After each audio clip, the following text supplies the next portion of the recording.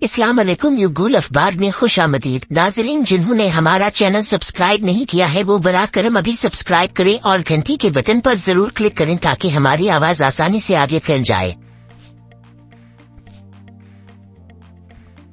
शुक्रिया।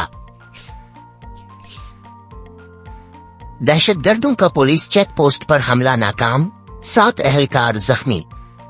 हाफिज Syed Asim Munir army chief general का इलाकाई इस्तेहकाम पर पाक बरतानिया कॉन्फ्रेंस से खिताब। मस्जिद नबवी में नमाजियों की बारिश में दौरान दुआएं। इलाकाई सलामती खतरात से निपटने में अमरीका व पाकिस्तान का मुश्तरका मुफाद है। इसहाक डार OIC सरबराही इजलास पाकिस्तानी वफद की क़यादत करेंगे।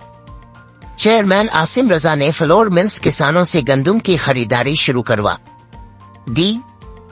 ऑनलाइन उबर टैक्सी सर्विस ने पाकिस्तान में अपना ऑपरेशन बंद करवा दिया।